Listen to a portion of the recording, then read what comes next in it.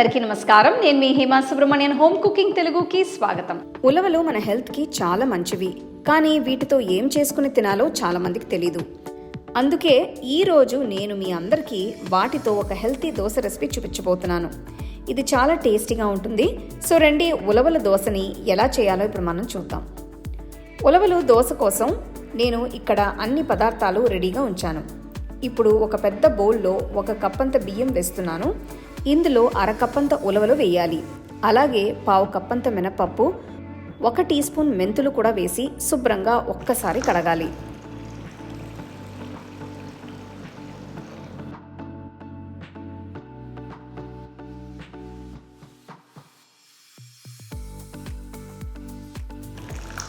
ఆ తర్వాత ఇందులో సరిపడా నీళ్లు పోసి వీటన్నిటినీ కనీసం 4 గంటల పాటు నానబెట్టాలి.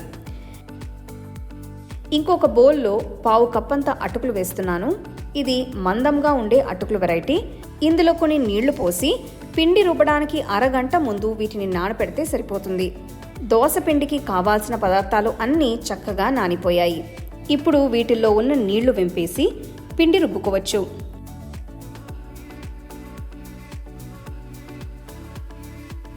మిక్సర్ జార్లో రుబ్బుతున్నాను కాబట్టి నేను సగం సగం వేసి బ్యాచెస్లో రుబ్బుతున్నాను.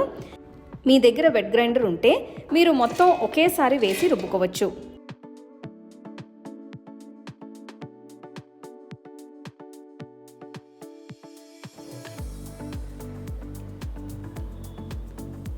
ఇందులో కొద్దిగా నీళ్లు పోసి మెత్తగా అయ్యేంత వరకు రుబ్బాలి.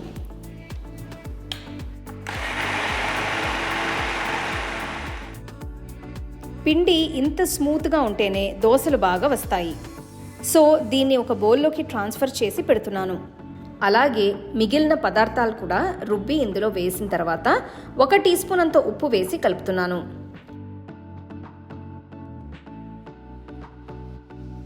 దీన్ని పక్కన పెట్టి రూమ్ టెంపరేచర్లోనే పిండిని కనీసం 8 గంటల పాటు పులియబెట్టాలి.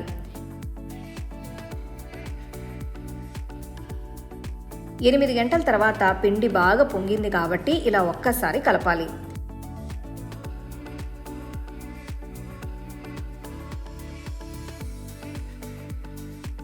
అంతే అండి, ఇది రెడీ అయింది కాబట్టి దోశలో వేసుకోవచ్చు. ఇప్పుడు ఒక పెనాన్ని వేడి చేసి కొన్ని నూనె చుక్కలు వేసి లైట్గా స్ప్రెడ్ చేస్తున్నాను. ఒక గరిటెతో పిండి వేసి మామూలు దోశల్లానే తిప్పాలి. నేనైతే ఇక్కడ నాన్ స్టిక్ పెనం వాడుతున్నాను. బట్ మీ దగ్గర ఇనప పెనం ఉంటే దాని మీద కూడా హ్యాపీగా దోశలు వేసుకోవచ్చు. కొద్దిగా నెయ్యి దోశల అంచుల్లో మధ్యలో అంతా వేస్తున్నాను. నెయ్యి ఫ్లేవర్తో ఈ దోశ చాలా టేస్టీగా ఉంటుంది, అందుకే నెయ్యి వేస్తున్నాను. బట్ మీకు కావాలంటే నూనె కూడా యూస్ చేసుకోవచ్చు. ఇది ఒకవైపు బాగా కాలిన తర్వాత రెండో వైపుకి తిప్పి కాల్చాలి.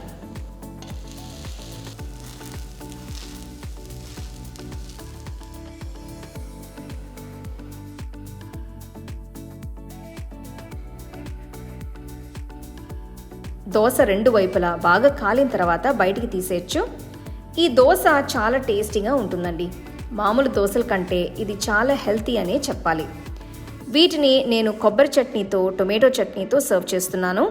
బట్ మీరు వేరే ఏ చట్నీతో అయినా కూడా సర్వ్ చేసుకోవచ్చు.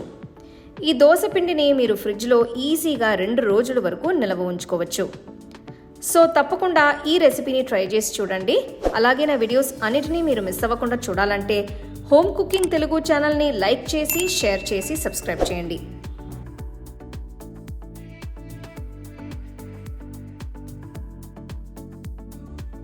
The second edition of our home cooking book is now available on our website 21frames.in. I'll give you the link in the description. You can go and check it out. The book is currently available only in India for now, so you can place your orders on 21frames.in.